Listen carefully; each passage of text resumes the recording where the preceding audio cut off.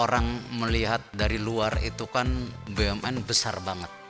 Tetapi ketika saya masuk ternyata lebih besar lagi.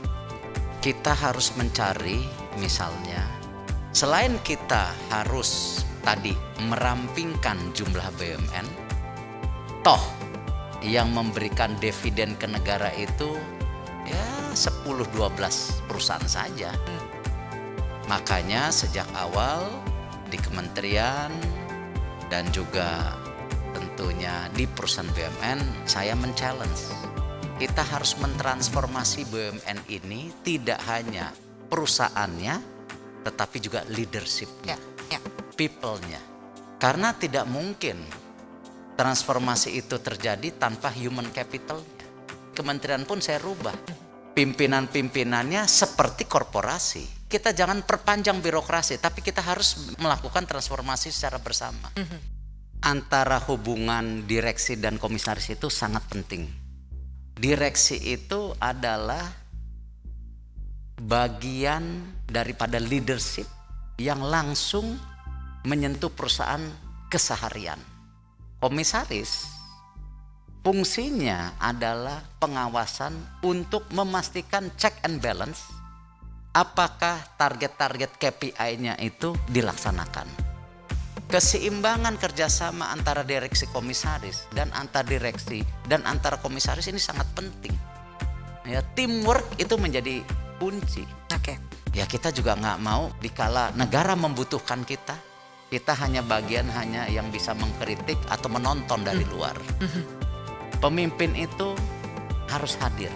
Karena saya tidak yakin transformasi hanya dari sayanya aja, atau dari komisarisnya aja, atau dari kita ini harus sama-sama. Baru kita bisa naik kelas. Yang program onboarding ini saya rasa sangat positif. Ini bagian perubahan kultur sama-sama. Jadi kalau terus ya, Pak. Individu direksi yang komisaris nggak percaya dengan transformasi ini, ya nggak usah ikut. Saya sangat berharap direksi dan komisari bisa jadi tim yang seimbang, tim yang kompak, ya. Karena challenge yang terbesar hari ini justru bisnis model masing-masing BUMN ini setelah pasca COVID bisa hidup atau enggak. Kita harus berjujur diri, di bawah 50% yang sudah siap berkompetisi secara terbuka dengan asing dan swasta. 60% itu masih bergantung kepada penugasan ataupun masih dalam situasi comfort zone. Ini BUMN loh, gitu. Pasti diselamatkan, gitu.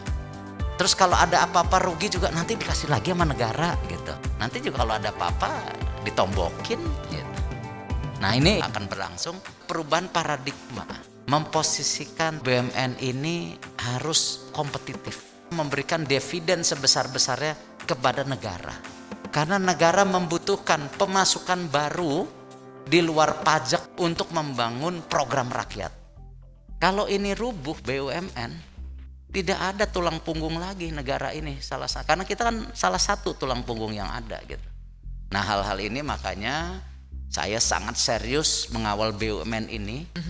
Tidak hanya tadi perubahan daripada human capitalnya, bisnis modelnya, karena ini pasca COVID berubah, ya, dan lain-lainnya. Dan saya pastikan saya perhatikan secara detail.